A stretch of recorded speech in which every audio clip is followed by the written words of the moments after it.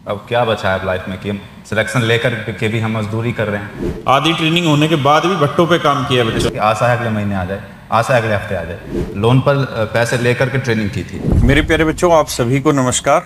आप सभी का स्वागत है इस वीडियो में। और आज हम जिस विषय पर चर्चा करने वाले हैं तो वो आप सब बच्चों से रिलेटेड है। और आप में से अधिकतर बच्चा जो शारीरिक रूप से हष्ट-पुष्ट है और भाग दौड़ने में सक्षम है, वो एक पोस्ट की हमेशा तैयारी करता रहता है। खासकर उत्तर भारत के बच्चे, वो है सब इंस्पेक्टर। और खासकर यूपी पुलिस में अगर उत्तर प्रदेश का रहने वाला है तो यूपीएसआई की तैयारी हर एक बच्चा करता है और हर एक बच्चे का सपना होता है दरोगा बनना। और मेरे प्यारे बच्चों, ये जो वीडियो है ये कोई कमर्शियल वीडियो नहीं है। इसका कोई उद्देश्य भी नहीं है कमर्शलाइज का। इसका केवल और केवल एक ही उद्देश्य है कि हम एक ऐसे बच्चे से, बच्चा कहना तो कर गलत होगा, जिसने वर्दी पहन रखी है, वो एक पद है, एक ऐसे व्यक्ति से उसका पूरा अनुभव जाने, जिस अनुभव को लेने के लिए बच्चे 2-2, 3-3 साल तैयारी करते रहते हैं। तो जो बच्चों का सपना है, उस सपने को जो बच्चा पाना चाहते हैं, उस सपने की हकीकत आज हम उसी पद पर बैठे हुए, उतने ही अनुभव से बैठे हुए व्यक्ति से जानने की कोशिश करते हैं। एक बच्चा है जिसका नाम है अजय, और ये यूपी पुलिस में सब इंस्पेक्टर है। मैं आज इससे बात करूंगा और बहुत सारी चीज़ें आपके लिए निकालने की कोशिश करेंगे जिससे आप थोड़ा मोटिवेट हो पाएं। और ये हर एक बच्चे का धर्म भी रहता है जिनका सिलेक्शन हो जाए, कि जब आपका सिलेक्शन हो गया तो आपकी एक जिम्मेदारी ये भी बनती है कि अपने आने वाली नई जनरेशन को आप मोटिवेट करें। ये आपका धर्म भी है और ये आपका कर्म भी है, क्योंकि स्वावलंबी हर वक्त बनना ठीक नहीं है कि सब कुछ अपने लिए ही नहीं। आपका सिलेक्शन हुआ आपकी मेहनत से हुआ, अब उस सिलेक्शन से आने वाली जनरेशन को आप मोटिवेट करें और कुछ नई चीजें बताएं, एक्सपीरियंस बताएं। तो ये अजय बच्चा है और ये यूपी पुलिस में सब इंस्पेक्टर है और ये मिलने आया हुआ था। तो मैंने कहा इस बहाने बच्चों को इन्फॉर्मेशन भी हम शेयर करते हैं। तो अजय, अभी मुझे ये बता कि कहाँ पे पोस्टेड हो और कब तेरा सिलेक्शन हुआ? सर, हमारी जो वैकेंसी आई थी 2016 में वैकेंसी आई थी। उसके बाद हमारा जो था वो कैंसिल हो गया था, एग्जाम हुआ था, कैंसिल हो गया था। फिर 2017 में हमारा फिर से एग्जाम हुआ था। फिर उसके बाद सिलेक्शन हुआ। वो सिलेक्शन होने के बाद 2019-20 में हमने ट्रेनिंग की थी। 19 में ट्रेनिंग स्टार्ट हुई? 19 में ट्रेनिंग स्टार्ट हुई थी, जून 19 में, जून 22 तक हमारी ट्रेनिंग हुई।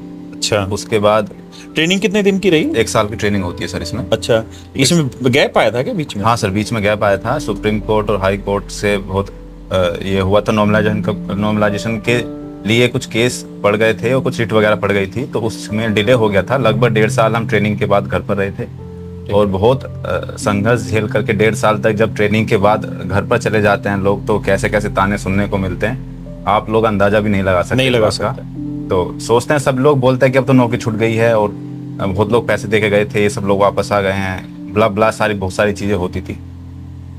लेकिन हमको ये कहीं ना कहीं जरूर मालूम था, जरूर पता था कि अगर हमारा सिलेक्शन हुआ है तो हमारी नौकरी पक्की है, इसमें कोई दिक्कत नहीं। फिर सर करीब 2020 तो घर पे कितने दिन तक रहे लगभग? सर 1.5 साल हम घर पर रहे। ट्रेनिंग के बाद? ट्रेनिंग के बीच में छुट्टी? सर ट्रेनिंग के बाद 1.5 साल। अच्छा, ये बड़ी अच्छी चीज़ है, आज सबको जानने को भी मिलेगी। हर आदमी चाहता है कि मैं मोटिवेशन लेक्चर लूँ और कुछ अपने आप को मोटिवेट करूँ।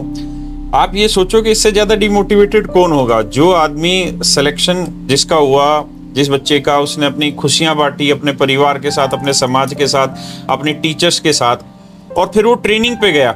उसके माँ बाप ने उसके अनुसार सपने पाल लिए, उस बच्चे ने भी अपने सपने पाल लिए कि मैंने अपने जीवन में एक मुकाम हासिल किया। हो सकता है ऐसे बहुत सारे बच्चों ने जिन्होंने रिश्ते भी हुए होंगे बहुतों के, बिल्कुल सर, है ना। कुछ की शादियां बस थोड़ी ही गैप में रह गई होंगी।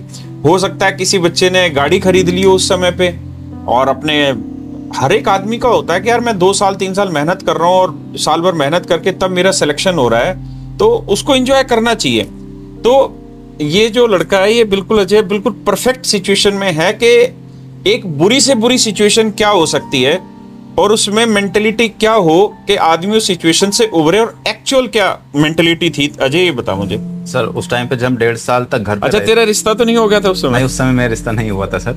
बहुत लोग हो गए थे और टूट भी गए थे। तो बहुत सारी सिचुएशन थी। बहुत लोग तो ऐसे भी थे जो अपनी फैमिली से, जिन्होंने सर लोन पर पैसे लेकर के ट्रेनिंग की थी, क्योंकि उस टाइम पे ट्रेनिंग पर केवल 3500 रुपये मिलते थे। अच्छा। तो लोगों ने उधार लेकर ट्रेनिंग की, उधार चुका नहीं पाए जब वो घर गए।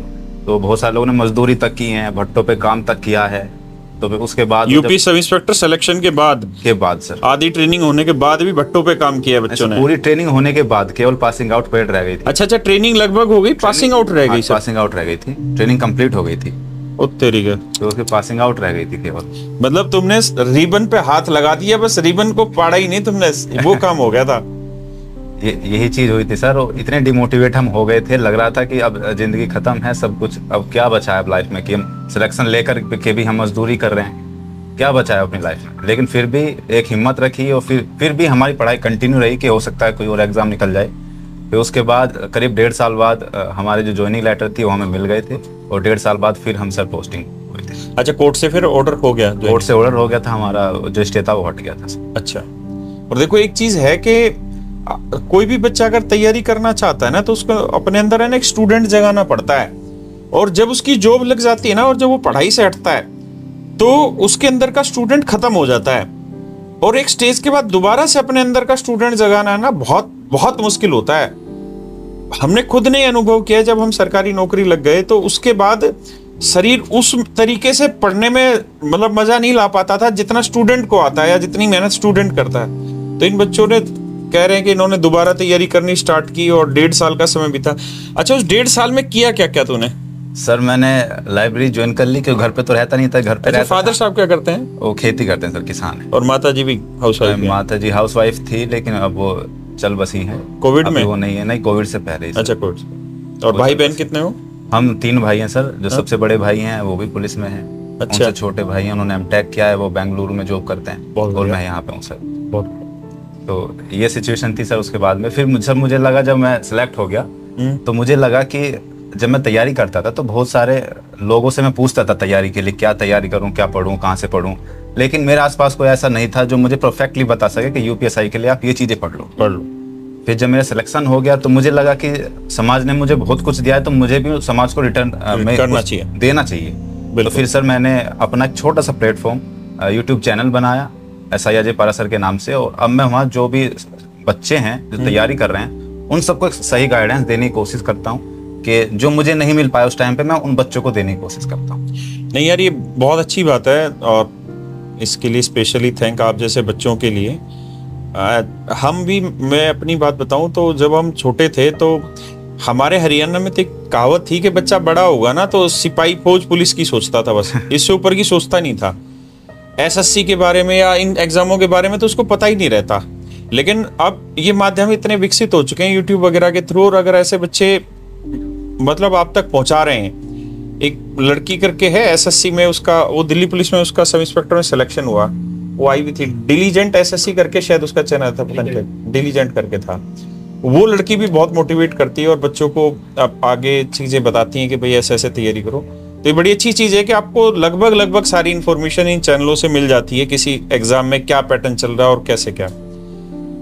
अच्छा, तो 1.5 साल बाद जब कोर्ट का स्टे हटा सर, तो एग्जैक्ट पता जब चला तो उस समय की फीलिंग क्या थी? सर उस समय की फीलिंग ये थी, आप ये अंदाजा लगा लो कि मतलब हर महीने ये होता था, कोर्ट का सिस्टम तो आप सब लोग जानते ही हैं। बिल्कुल। हर महीने ये होता था कि इस महीने हमारा ऑर्डर आ जाएगा, और हमारा 5-6 महीने ऐसे ही आशा में निकल गया कि आशा है अगले महीने आ जाए, आशा है अगले हफ्ते आ जाए।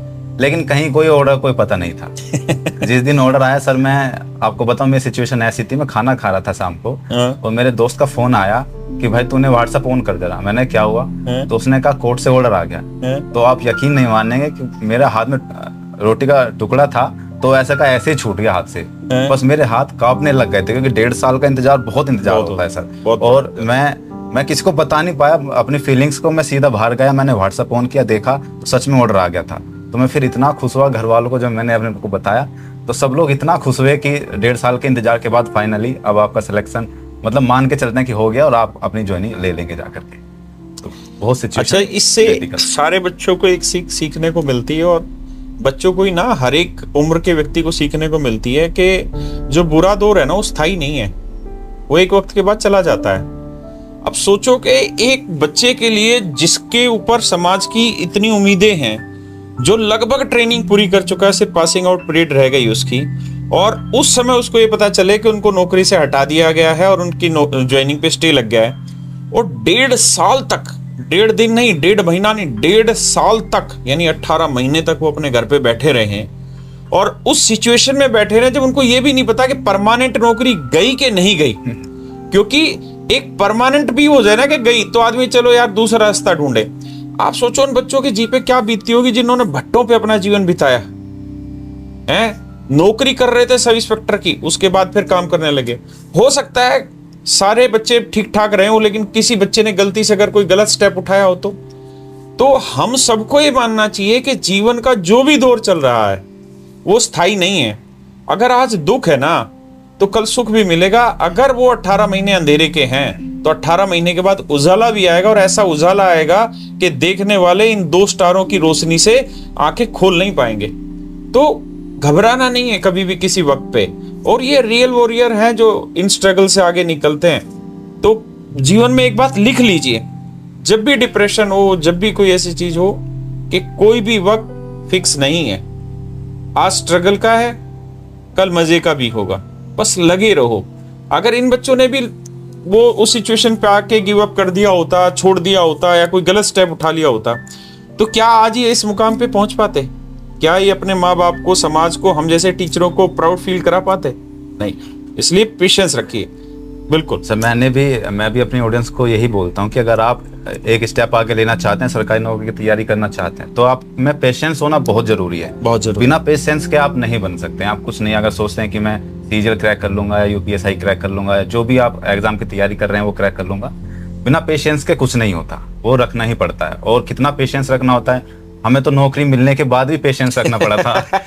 इतना पेशेंस कौन रखेगा? और 1.5 साल में जो ताने हमने सुने थे, उससे ज्यादा डिप्रेशन में कोई आ ही नहीं सकता। जो डिप्रेशन हमने झेला है, जो चीजें हमने झेली हैं, फिर भी आज आपके सामने इस मुकाम पर हैं कि अपनी बात रख सकते हैं। तो एक दिन आप भी इस मुकाम पर पहुंच सकते हैं। बस अपना पेशेंस बनाकर रखिए, तैयारी कंटिन्यू रखिए। और ये जेन्युइन है सर। वक्त बहुतों का बहुत बार खराब होता है। मैं जब 10th क्लास में था तो 10th क्लास मेरे बहुत अच्छे नंबर आए। तो उसके बाद 12th क्लास में जब मेरा मतलब हो गया, मतलब 11th क्लास में एडमिशन के लिए गए, तो मैंने मेरे फादर साहब को कहा कि मेरे को साइकिल दिला दो। अच्छा। हाँ, तो उन्होंने मेरे को साइकिल दिलाने से मना कर दिया। फिर मेरी 12th पास होगी, फिर मैंने कहा कि कॉलेज जाना है तो मोटरसाइकिल दिला दो। तो उन्होंने कहा नहीं मोटरसाइकिल की जरूरत नहीं। उस समय ब्लू लाइन बसें चला करती थी दिल्ली में, तो वहां से चला करते थे हम। तो बोले ब्लू लाइन की बस पकड़ो और अपने कॉलेज निकल। मेरे को बड़ा गुस्सा लगता था यार, कैसे पिताजी हैं पुलिस में, मेरे फादर साहब थे सिपाही, और बता मोटरसाइकिल नहीं दिला पाए मुझे। लेकिन हमेशा एक चीज ध्यान रखना कि वक्त है ना आपको बहुत अच्छा सिखाता है, और बहुत बार वक्त से टक्कर लेनी सीखो। आपकी इच्छाएं अगर कुछ अच्छा पाने की है ना, तो उस समय संघर्ष थोड़ा सा मजबूत ही करना पड़ेगा। जितना मजबूत संघर्ष होगा ना, उतना ही बढ़िया परिणाम भी आएगा। और निर्धारित है कि जीवन में ना एक मौका, तो जो रोड पे बैठा वो भिखारी है ना, उसको भी अंबानी बनने का आता है। बस आप में वो पेशेंस होना चाहिए कि उस मौके तक का आप इंतजार करें। इस दुनिया में 80% लोग उस मौके के इंतजार आने से पहले ही उस रास्ते पे चलना छोड़ देते हैं, जबकि वो कुछ दूर और चलते तो वो मौका उनके हाथ में था। इसलिए मैं अपनी कक्षा में भी कहता हूँ, क्लास में भी, कि स्टूडेंट का सबसे पहला जो गुण है वो पेशेंस है, संयम है। अगर आप में पेशेंस नहीं है तो शायद कामयाबी पाना आपके लिए बहुत मुश्किल हो जाएगा। ये बात बिल्कुल आपने बिल्कुल सही कही सर, कि जो संघर्ष है वो आपको बहुत कुछ सिखा कर जाता है। या मेरे साथ भी ऐसा हुआ था कि मैंने जब कांस्टेबल का एग्जाम दिया था सर, तो मैंने एग्जाम पास कर लिया। मैं रिटिन में बहुत अच्छा था, लेकिन फिजिकल में थोड़ा वीक था मैं। तो रिटिन अच्छे से पास कर, लेकिन फिजिकल में रह गया था। तो मुझे लगा यार मैं पुलिस के लिए बना ही नहीं हूँ, और मेरे लिए जो भी नहीं बनी है कोई। लेकिन आज देखो कि कांस्टेबल नहीं बन पाया, उसका इतना अच्छा परिणाम है कि आज मैं ऐसा ही बनकर बैठा हूँ। तो आप भी, अगर आपका एग्जाम नहीं कोई बीट होता है, तो आप इस बात से बिल्कुल निश्चिंत रहें कि ये एग्जाम बीट नहीं हुआ तो मेरे साथ कुछ अच्छा ही नहीं होगा। हो सकता है और अच्छी नौकरी आपको इंतजार कर रही हो, तो आप उसके लिए तैयारी करिए, उसके लिए आगे बढ़ते रहिए। बिल्कुल हताश होने की जरूरत नहीं। जब तक आप कंटिन्यूअसली पढ़ते रहेंगे, आपके सिलेक्शन की उम्मीद हमेशा बनी रहेगी। ये जरूरी। अच्छा, एक चीज बता, ट्रेनिंग फिर कब कंप्लीट हुई passing out parade? Sir, passing out parade फिर हमारी 26 जनवरी 2022 में कंप्लीट हुई थी। अच्छा, और उस तुरंत फिर उसके बाद दे देते हैं जोन, या कैसे? तुरंत उसके बाद पोस्टिंग हो जाती है सर। फिर पोस्टिंग में हम चले गए थे जहाँ भी हमें जाना था, जहाँ हम भेजा गया था। अच्छा, अभी कहाँ हो? अभी करंटली पोस्ट? अभी कानपुर में हो सर। अभी कानपुर, बहुत बढ़िया। तो अभी थाने में है या किसी और? हाँ सर, थाने में। थाने में। बहुत बढ़िया। अच्छा ये बता के अभी तेरी करंट सैलरी कितनी है अजय? सैलरी सर अभी लगभग मुझे, क्योंकि 1.5 साल के करीब हुआ है जॉब में रहते हुए, तो अभी करीब 58-59 के करीब है इन हैंड है सर। ठीक है, सब कुछ कटने के बाद जो सर, आता है। और हाउस रेंट वो सिटी के अकॉर्डिंग होगा हाउस रेंट तो? हाँ सर, वो उसी के अकॉर्डिंग होता है। HRA लगभग जैसे कानपुर है, grade A, grade B, grade C की जो पॉलिसी होती है यूपी में, तो हमारे कानपुर ग्रेड A में आता है। अच्छा। उसका लगभग 4040 रुपये HRA मिलता है। वो सारी कुल मिला करके सर इतनी हमारी सैलरी बनती है। अच्छा, और जो UPSI है, जो दरोगा है, इसका ड्यूटी का तो टाइम फिक्स नहीं होता होगा? ड्यूटी का कोई टाइम फिक्स नहीं होता है सर। इसमें होता ऐसा है कि किसी की रात में ड्यूटी हो जाती है, किसी के दिन में, ऐसे ही कॉम्प्रोमाइज करके ये चलाया जाता है। किसी का कोई फिक्स टाइम नहीं होता है कि आपकी ये टाइमिंग फिक्स है। अच्छा, जो SHO बनता है यूपी में, वो इंस्पेक्टर बनता है कि SI भी बनाते हैं कुछ जगह पे? कुछ जगह पे SI भी बना देते हैं। जहाँ छोटा थाना होगा, छोटा थाना हो जाता है तो उसमें SI बना देते हैं। हाँ। जो बड़ा थाना होता है उसमें SHO बन जाते हैं, उनमें इंस्पेक्टर होते हैं। इंस्पेक्टर। और अभी इंस्पेक्टर प्रमोशन कितना चल रहा है SI से इंस्पेक्टर में? कितना SI के लिए, इंस्पेक्टर बनने के लिए सर 7 से 8 साल लग जाते हैं। फिर तो ठीक है। हाँ सर, फिर तो अच्छा ही है। प्रमोशन तो अच्छा है। प्रमोशन अच्छा है सर इसमें। क्योंकि SSC में भी आप किसी पोस्ट पे जाते हो, एवरेज जा रहा है 8-10 साल, तो वहां पे भी जा रहा है प्रमोशन का। यहाँ 7 से 8 साल जा रहा है। 7 से 8 साल में इंस्पेक्टर बन जाते हैं। और आप दिल्ली पुलिस की अगर बात करें तो दिल्ली पुलिस का अब घटाया, जो लास्ट CP थे उन्होंने ये पॉलिसी चेंज की है कि अब लगभग 10 से 1 साल में आपका इंस्पेक्टर पोस्ट पे नंबर आ रहा है, वरना तो 22 साल लग रहा था SI से। पहले हमारे यूपी में भी ऐसा था सर, लेकिन अब धीरे धीरे बहुत अच्छा होता जा रहा है पुलिस का सेक्शन भी, तो उसमें भी प्रमोशन के लिए अब कोई चिंता करने वाली बात नहीं होती, समय से अब प्रमोशन होता है। बिल्कुल। और बस आपको जिसमें भी सिलेक्शन हो रहा है उसमें खुशी ढूंढो यार, कमी ढूंढते रहोगे तो हर एक में कमी है। बिल्कुल सही बात है सर। ऐसे बहुत लोग बोलते हैं कि पुलिस में ये प्रॉब्लम है, पुलिस में वो प्रॉब्लम है, कोई टाइमिंग नहीं होता। मैं तो सिर्फ एक बात जानता हूँ सर, क्योंकि जब मैं पुलिस से पहले था तो मुझे भी यही चीजें बताई गई थी कि पुलिस में बहुत प्रॉब्लम है और आपको 24 घंटे जागना पड़ेगा, बहुत हैक्टिक जॉब है, बहुत प्रेशर झेलना पड़ेगा, हो सकता है कि आपको 3 बजे तक जागना पड़े। तो आपका जो शरीर है उस तरीके से ढल जाता है, चाहे आप किसी भी नौकरी में क्यों ना हो। अगर आप किसी ऑफिस की जॉब करते हैं 10 से 5 की, तो फिर आपको 8 बजे तक अगर काम दे दिया जाए तो आप ये कहेंगे कि 8 बजे तक आज मैंने काम क्यों कर लिया, 3 घंटे मैंने बहुत एक्स्ट्रा काम कर लिया, मैं बहुत थक गया हूँ। लेकिन वहीं पुलिस 24 घंटे, 48 घंटे भी काम करती है। वो कैसे? वो सिर्फ इसलिए क्योंकि उनके शरीर को उस तरीके से बना दिया जाता है, उनकी जो सोच है उस तरीके से बन जाती है। तो आप ये ना समझें कि पुलिस की नौकरी बहुत हैक्टिक है, हम इसमें नहीं जाएंगे। जो भी कैपेबल हैं वो बिल्कुल इसके लिए अप्लाई करें, और अच्छे लोग हैं वो पुलिस में जरूर आए। जरूरत पुलिस को ही सबसे ज्यादा अच्छे लोगों की है। बिल्कुल। और एक चीज ये भी है कि आपका शेड्यूल जो भी हो, लेकिन आपको रोज नई परिस्थितियां देखने का मौका मिलता है, रोज नए लोगों से मिलने का, नई चीजें सीखने का, है ना? रोज बढ़िया बढ़िया लोग आते हैं, ये बुखार भी और अच्छे भी। यही चीजें होती है। बहुत सारे लोग कहते हैं कि मैं उनको बताता हूँ कि अदर जॉब में और पुलिस की जॉब में क्या फर्क है। आप ऑफिस की जॉब करोगे 10 से 5 आपको सेम वर्क वही करना होता है और आप ऊब जाते हैं उस जॉब से। लेकिन पुलिस में क्या है कि अभी आप कुछ और काम कर रहे हैं, अभी कुछ और केस आ गया, अभी कुछ और केस आ गया, अभी आप किसी चीज को हैंडल कर रहे हैं, किसी चीज को हैंडल कर रहे हैं, तो आप बोर नहीं होते हैं उस जॉब में। आप अपना काम कंटिन्यू करते रहते हैं बिना बोर हुए। तो ये बहुत बहुत अच्छी और बहुत बड़ी बात है पुलिस की। और सबसे बड़ी पुलिस की बात मैं आपको बता दूं कि आप इस जॉब में रहते हुए आप इतने लोगों की मदद कर सकते हैं। मैं सच बताऊं कि आप उनके लिए ना, पब्लिक के लिए आप एक जज की मैं नहीं कह सकता, लेकिन बहुत बड़े आदमी हैं। अगर आप उनकी हेल्प कर दें, किसी गरीब आदमी की या फिर जो असहाय है उनकी अगर आप हेल्प करते हैं, तो ये आप उनके लिए बहुत बड़ी बात होती है कि आपने उनके लिए हेल्प की। और इस जॉब में रहते हुए आप बहुत लोगों की हेल्प कर सकते हैं। बहुत लोगों की हेल्प कर सकते हैं। इतनी हेल्प अगर आप किसी भी ऑफिस में या कहीं भी आप होंगे तो शायद नहीं कर पाएंगे, क्योंकि जो पुलिस होती है वो जनता से सीधे कनेक्ट होती है। और एक चीज और भी है कि जो बहुत लोग ऐसा सोचते भी हैं कि यार मैं किसकी क्या मदद कर सकता हूँ, मैं उस पोजीशन में ही नहीं हूँ। आप जिस भी पोजीशन में है ना उस जगह बहुत ठीक है, और आप वहाँ बहुत सारे लोगों से कनेक्टेड है। और खासकर पुलिस वाले लोग तो आप ये समझिए कि जनता का सीधा इंटरेक्शन जज से नहीं होता, जुडिशियरी से नहीं होता, जनता का सीधा इंटरेक्शन होता है पुलिस से, है ना? तो आम आदमी के लिए पुलिस ही जज है, पुलिस ही मिनिस्टर है, सब कुछ पुलिस है। तो अगर पुलिस वाला ही सेवा भाव के साथ काम करेगा ना, जो कि कर रहे हैं, तो आप समझिए कि धीरे धीरे कुछ ही आदमी अगर उस प्रयास में है ना, तो एक वक्त के बाद वो प्रयास बड़ा होता है और समाज एक सही दिशा की ओर बढ़ता है। तो ये बहुत अच्छी सोच है कि आप सेवा भाव से आ रहे हैं और ईमानदारी से काम करना पसंद कर रहे हैं, और होना भी यही चाहिए। और आप सब बच्चे भी जो लगे हुए भी हैं, कोई कहीं पे पुलिस में लगाया, किसी भी डिपार्टमेंट में, एक बात जरूर समझिएगा कि बेईमानी कभी भी मत करिएगा, खासकर पैसे वाली बेईमानी तो किसी भी हालत में मत करिएगा, क्योंकि ये पैसा जीवन भर आपके साथ नहीं रहने वाला है। और एक वक्त के बाद आपको एहसास होगा कि पैसे से ज्यादा बहुत सारी चीजें जरूरी हैं। और बहुत बार आप बहुत कमाने की भी सोचेंगे ना, तब भी आपके पास नहीं आएगा। और अगर आप ईमानदार बना रहेंगे ना, और आपको जरूरत है वास्तविक रूप में, तो ऊपर वाला वो रास्ते खोलेगा कि आपके पास वो पैसा आए। तो और जिसको बहुत ज्यादा पैसा कमाने का शौक हो ना, वो ये वर्दी कभी भी मत पहनना। बिजनेस करो, रिस्क लो, फाइट करो और बनाओ बिजनेस और कमाओ पैसा। लेकिन जब तक सरकारी सेवा में है, सरकारी नौकरी शब्द गलत है, सरकारी सेवा शब्द सही है, जब तक सरकारी सेवा में है तो भाव सेवा का ही रखना, फायदा उसी में है और बरकत भी उसी में होगी। अच्छा, मुझे ये बता के जो इसमें यूपी सब इंस्पेक्टर में क्वालिफिकेशन तो ग्रेजुएशन ही है, ग्रेजुएशन है या भी ग्रेजुएशन में जो चल रहे हैं वो भी भर सकते हैं इसको? नहीं, जो ग्रेजुएशन कर चुके हैं, जो ग्रेजुएशन कर चुके हैं वही। और हाइट क्या है? हाइट 168 है सर। 168। और इसमें कोई रिलैक्सेशन है कैटेगरी वाइज या नहीं रहता? इसमें कैटेगरी वाइज रिलैक्सेशन रहता है, वो मुझे अभी कंफर्म नहीं है टाइम। और एज में? एज में भी रिलैक्सेशन होता है। 28 साल उम्र होती है सर जनरल बच्चे के लिए। हाँ, और 33 साल होती है ओबीसी की। 33 साल ओबीसी के।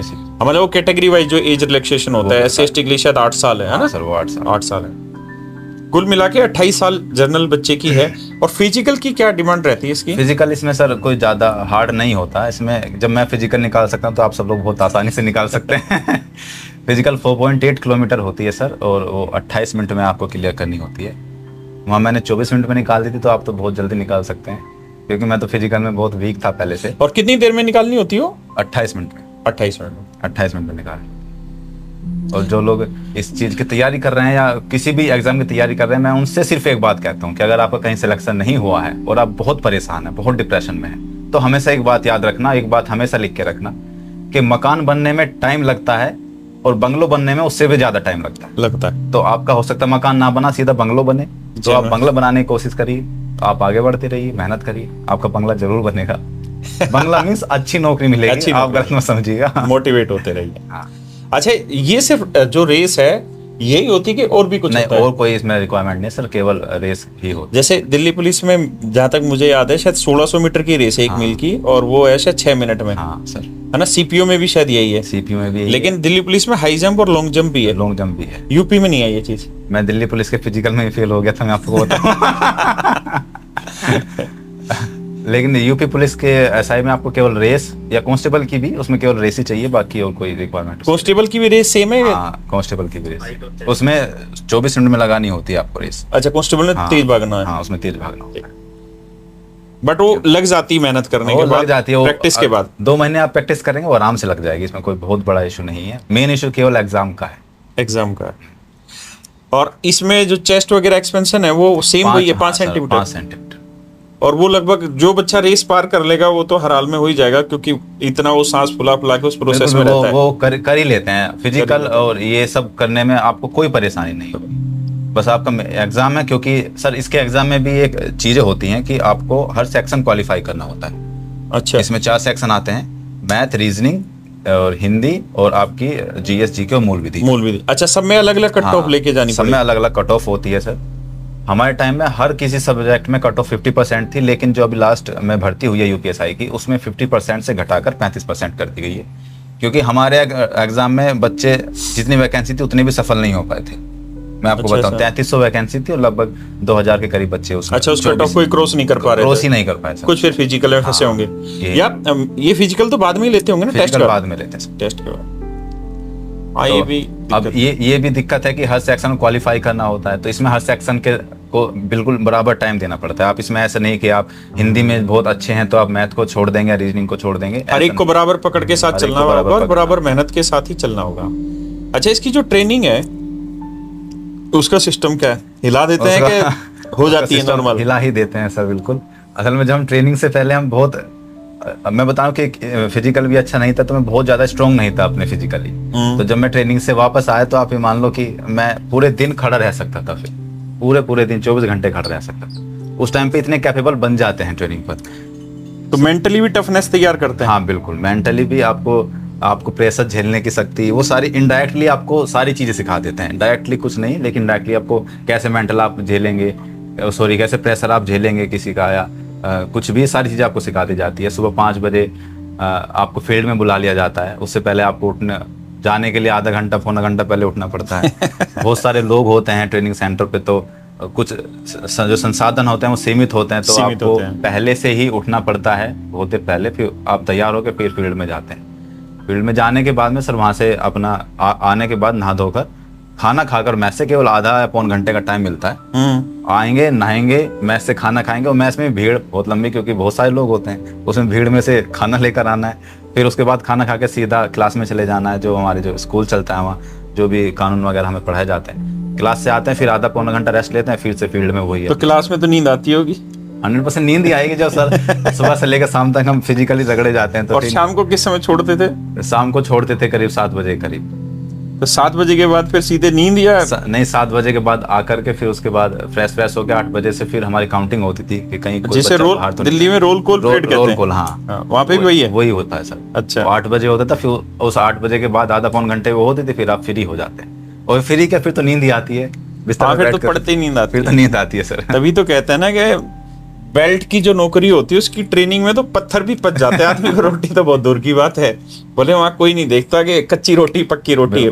डिसिप्लिन में आ जाते हैं सभी लोग। बेल्ट की नौकरी डिसिप्लिन सिखाती है, और मेंटल टफनेस इसी तरह तैयार की जाती है ना, कि आदमी सुबह 5 बजे का उठा हुआ, रात 9 बजे तक लगा हुआ है, पूरा 5 से 9 तक एक्टिव है, मेंटली एक्टिव है, फिजिकली एक्टिव है ना, और उसकी ख्वाहिश की एक भी चीज वहां नहीं है ना। अच्छा, स्पोर्ट्स तो कराते ही नहीं है ना वैसे वाले? स्पोर्ट्स कराते हैं सर, हर संडे वहाँ स्पोर्ट्स होता है। आप अपने सुविधा के अनुसार जो भी आप खेलना चाहें, क्रिकेट, फुटबॉल या वॉलीबॉल, जो भी आप चाहें, उनके वहाँ मैचेस भी होते हैं सर, टूर्नामेंट वगैरह भी होते हैं। अच्छा। फिजिकल एक्टिविटी भी सारी बहुत सारी। तो शनिवार रविवार छुट्टी रखते हैं कि नहीं? संडे छुट्टी होती है सर ट्रेनिंग की पूरी। तो घर पे या वहीं पे रहना होता है? नहीं, वहीं पे रहना होता है, घर कोई नहीं जाएगा, वहीं पे रहना होता है। और जैसे गजटेड छुट्टी होती है, उनकी छुट्टी होती है। अच्छा, ट्रेनिंग में। हालांकि वो छुट्टी वाले दिन भी थोड़ा सा फिजिकल वर्क करना होता है, ऐसे नहीं कि आप कंप्लीटली रेस्ट में रहेंगे, ऐसा नहीं। लेकिन हाँ, आपका स्कूल का रेस्ट आपको मिल जाएगा, सुबह शाम आपको थोड़ा बहुत काम करना पड़ता है छुट्टी में भी। और दूसरी चीज ये है कि जब वहाँ लो की क्लासेस चलती होंगी? हाँ सर, लो की सारी क्लासेस चलती है ना, और उसमें मन लगता नहीं होगा बहुतों का और थके हुए का तो मन इसलिए लगता, क्योंकि सब लोग थके हुए होते हैं, तो कहाँ पढ़ पाते हैं। वो सर रखते हैं, बेंच पर सो जाते हैं मोस्टली लोग, ऐसा ही होता है। मेरा एक दोस्त है, वो एसएसबी के, मतलब इसके सीडीएस के थ्रू उसका सिलेक्शन हो गया। तो जब वो गया एसएसबी, उसका पास आउट, फिर सिलेक्शन फाइनल हो गया, तो ट्रेनिंग पे था, तो बोलता है कि सुबह शाम तक क्लास रहती थी। तो बोले हम जब सुबह फिजिकल वर्कआउट करो, शाम को फिजिकल वर्कआउट करो, दिन में पढ़ो, तो बोला पढ़ते पढ़ते नींद आ जाती थी। तो बोले जो अफसर रहते थे वो कहते थे कि चल तू चमगादड़ बन, एक पैर पे खड़ा होकर, बोले ऐसे खड़ा रहे क्लास में। तो टफनेस तो कर जरूरी है, क्योंकि इस नौकरी में तो भाई हर तरीके की चीजों का सामना करना पड़ता है। बुरे लोग भी आते हैं, अच्छे लोग भी आते हैं। अच्छा, कोई सेंस डेवलप हो पाता है आदमी की पहचान का?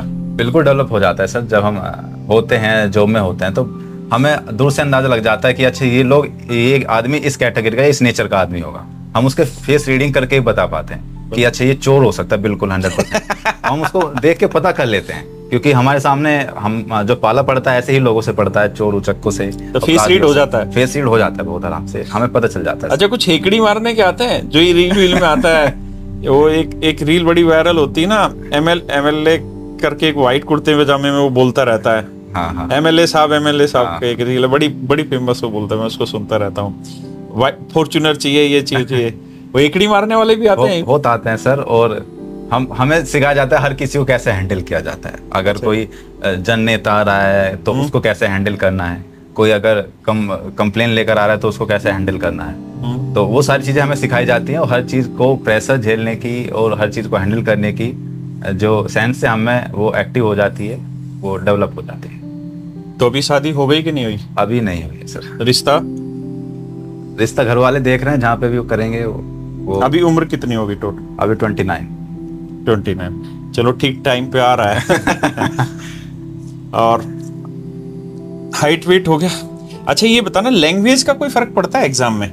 जैसे आप हिंदी मीडियम से है, तो इसमें तो कोई खास फर्क तो पड़ता नहीं नहीं होगा? सर, उसमें कोई खास फर्क नहीं पड़ता। जैसे क्योंकि आप, इंग्लिश तो है ही नहीं। हाँ नहीं, इंग्लिश नहीं है। आपका ऑनलाइन एग्जाम होता है, आपको इंग्लिश हिंदी दोनों लैंग्वेज में आपका अच्छा, एग्जाम इसमें आता है। ऑनलाइन ही एग्जाम रहता है सर? ऑनलाइन एग्जाम रहता है सर इसमें। ठीक है। और हिंदी का कितना रोल रहता है इसमें? हिंदी किस लेवल की रहता है? हिंदी भी थोड़ा टफ तो आती है, क्योंकि सर आप ये देखिए 4200 ग्रेड पे की जॉब है और केवल एक ही एग्जाम है, ना कोई इंटरव्यू है, तो उसके लिए थोड़ा टफ तो एग्जाम वो लेंगे। टफ तो बनाएंगे। और फिर उन्होंने क्राइटेरिया भी रखा है हर सेक्शन में क्वालिफाई करने का, तो थोड़ा थोड़ा टफ, हर सब्जेक्ट को थोड़ा टफ ही देते हैं, क्योंकि उनको एक ही पेपर है तो बच्चे भी निकालने होते हैं और मेरिट भी बनानी होती है, तो वो सारी चीजें करनी होती है। अच्छा, और अभी वैसे तुम रहने वाले कहाँ के हो यूपी मैं में? मेरठ का हूँ सर। तो ऐसा कुछ क्राइटेरिया है कि मेरठ के 100-200 किलोमीटर में ही रहेगी जिंदगी भर, या पूरे यूपी में कहीं पे भी? नहीं सर, यूपी में कहीं पर भी पोस्टिंग हो सकती है, ऐसी बात नहीं कि मेरठ के आसपास तो हमारी पोस्टिंग हो ही नहीं सकती है। जो अच्छा, घर के आसपास मेरठ रेंज में नहीं हो सकती। तो रेंज से जो सब इंस्पेक्टर है, रेंज से अलग उसकी पोस्टिंग होती है। रेंज से अलग ही रहती है। और इसमें अब आगे जो इंस्पेक्टर का प्रमोशन होगा उसमें कोई टेस्ट वेस्ट होता है? बस नहीं, कोई टेस्ट नहीं होता है, ऐसे ही प्रमोट होते हैं समय के अकॉर्डिंग। समझ गए। पहले टेस्ट होता था सर, पहले पेपर होते थे, एग्जाम होते थे डिपार्टमेंटली, जो एग्जाम में पास होगा वो प्रमोशन होकर आगे बढ़ जाएगा, लेकिन अब वो सब खत्म हो गया है। अब आपको केवल समय के अकॉर्डिंग ही आपका प्रमोशन होगा। अच्छा, तो अभी तेरी दिन की दिनचर्या क्या रहती? पढ़ता है कुछ के नहीं हाँ पढ़ता? सर, मैं अभी कंटिन्यू मेरी पढ़ाई है अभी भी, और मैं सुबह अपने वर्क पे निकल जाता हूँ करीब 10 साढ़े 10 बजे करीब, और वहाँ पे जो अपना काम होता है वो सारी चीज़ें करता हूँ, कंप्लेन सुनता हूँ, बाकी जो भी मेरे वर्क हैं, जो भी इन्वेस्टिगेशन वगैरह, वो सारी चीज़ें मैं करता हूँ। फिर उसके बाद मैं रात में 10:30-11 बजे करीब आता हूँ, और फिर लगभग 2 बजे तक जितना भी टाइम, 2-3 घंटे मुझे मिलता है, तो उसमें फिर मैं स्टडी करता हूँ, और स्टडी करने के बाद फिर मैं 2, ढाई, 3 बजे तक मैं सोता हूँ, फिर सुबह 7 या 7:30 बजे में फिर उठ जाता हूँ। अरे बाबा, बढ़िया। अच्छा, अभी जो वैकेंसी आ रही है जी, तो अभी शायद 2023 में है चांसेस ना? हाँ बिल्कुल चांसेस हैं सर, क्योंकि गवर्नमेंट की तरफ से भी ये अनाउंस हुआ है और कि वैकेंसी बहुत जल्द आने वाली है, यूपीएसआई की और यूपी कांस्टेबल दोनों की। मेरे को पता नहीं कौन कह रहा था कि 65,000 या 62,000 कुछ ऐसी वैकेंसी बता रहे, कांस्टेबल और एसआई दोनों मिला के। सर इतनी वैकेंसी है, लगभग 52,000 तो कांस्टेबल की ही वैकेंसी है। अच्छा, 52,000 वैकेंसी? और ये अब तक की सबसे बड़ी वैकेंसी है यूपी में। मुझे लगता है कि पूरे भारत में इतनी बड़ी वैकेंसी शायद नहीं हुई होगी पुलिस में कभी भी। इतनी बड़ी वैकेंसी पुलिस नहीं, पूरे डिपार्टमेंटों में नहीं आती है, कभी नहीं हुई होगी। एसएससी ने मैक्सिमम मेरे हिसाब से 32,000 वैकेंसी एक बार निकाली है। और आप ये देखिए, इससे बढ़िया अपॉर्चुनिटी जो कैंडिडेट है उसके लिए और क्या हो सकती है? क्या हो सकती है? इतनी बड़ी वैकेंसी आ रही है। और कांस्टेबल में एज क्या रहती है? कांस्टेबल में 23 साल रहती है सर, जनरल की। अच्छा, कांस्टेबल में 23 साल है। तो देखो यार, वैकेंसी भी आ रही है और आप अपने आप को तैयार करते रहे, और वैकेंसी के लिए ही तैयार ना करते रहे, आप अपने आप को तैयार करते रहे।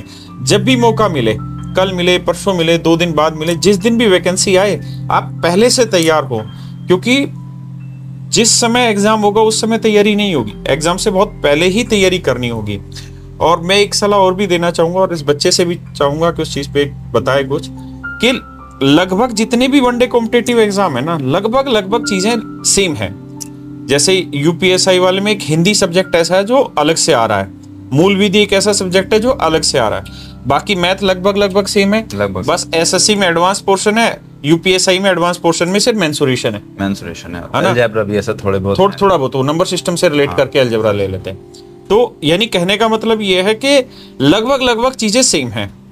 तो आप जो भी तैयारी कर रहे हो ना, लगभग एक जैसी तैयारी हर एक जगह। आप जिस भी चीज की कोचिंग ले रहे हैं, जहां पे भी ले रहे हैं, जरूरी नहीं है कैरियर, कहीं पर भी ले रहे हैं, सारे ही अच्छा पढ़ाते हैं, उसी चीज को तसल्ली बख्श एक बार तैयारी कर लीजिए। उसका जितने भी एग्जाम होंगे, लगभग आप सभी एग्जामों में सिलेक्शन हो जाएगा।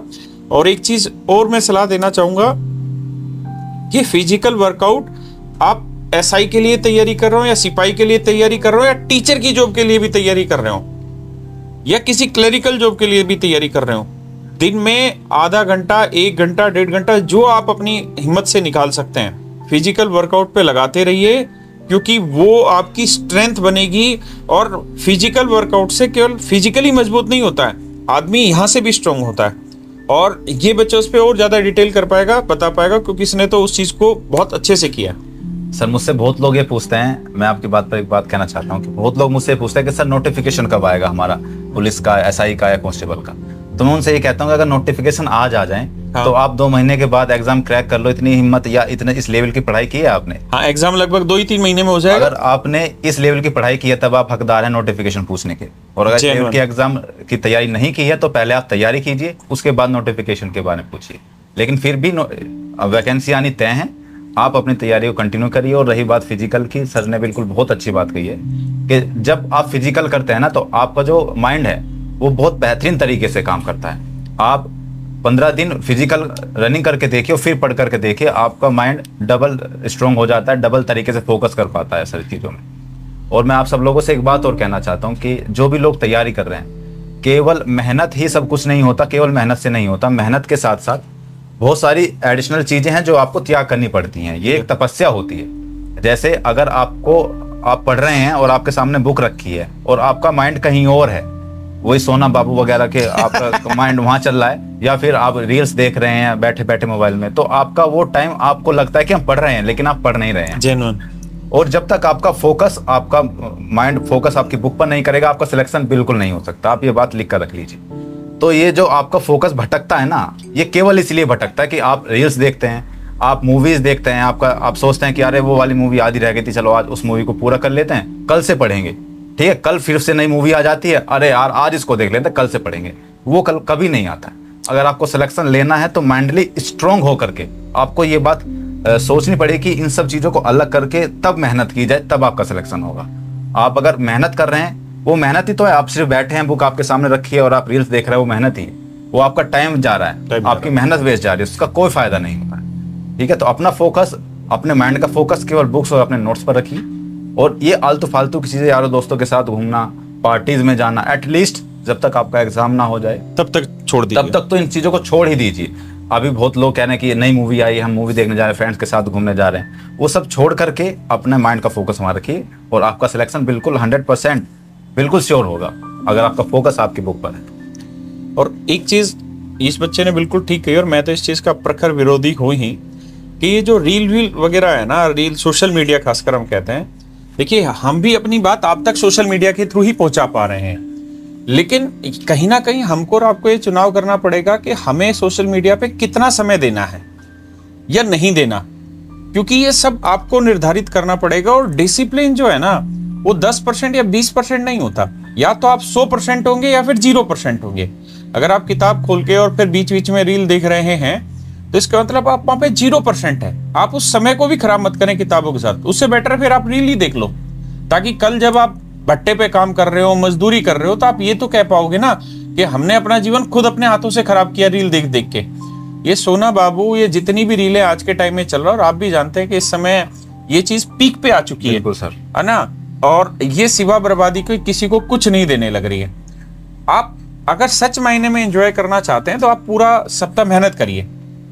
संडे को या किसी एक दिन या कोई भी एक दिन आप निकाल लीजिए अपने लिए 7-8 घंटे के, यार अब मैं पूरा सप्ताह मेहनत करिए, 7-8 घंटे मेरे इस दिन के मैं फ्री करूंगा, एंजॉय करूंगा। उसमें आप कुछ भी करिए, कुछ ऐसी क्रिएटिव चीज करिए।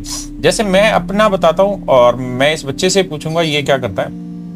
मुझे क्या है कि हम सोमवार को लगते हैं, मैं सुबह 7-7:15 बजे आ जाता हूँ इस ऑफिस पे जहाँ पे आप अभी इंटरव्यू कर रहे हैं, और यहाँ क्लास लेते हैं, और मैं शाम को करीबन 5:30 बजे यहाँ से निकलता हूँ। 4 से और 5:30 के बीच में यहाँ से निकलता है, और ये शेड्यूल रोज रहता है लगभग। लेकिन मैंने ये अपने अंदर जीवन में निर्धारण कर रखा है कि कोई भी नई मूवी आएगी तो मैं वीक में वो मूवी देखता ही देखता हूँ, क्योंकि इस सोशल मीडिया से बच के ना, अगर हम उस मूवी में भी देखने जा रहे हैं कब, जब हम पूरे 6 दिन बहुत अच्छे से मेहनत कर रहे हैं और हमें लग रहा है कि जो हमें देना चाहिए उस जगह पे वो हम अपना 100% दे रहे हैं, वहां जाके आप अपना टाइम स्पेंड करिए, कुछ ऐसी चीजें सीखने की कोशिश करिए, या ऐसी मूवीज देखिए जिससे आप अपने आप को रिलेट कर पाए। या ऐसा नहीं कि सलमान खान की मूवी देख के आ जाओ, है ना, उससे कुछ रिलेट नहीं होगा। अच्छी मूवी देखे जो रिलेट करें आपको, कुछ आप भी एक्साइटेड हो उनसे, कुछ नई चीजें सीखें और कुछ बढ़िया सा आपका टाइम पास हो।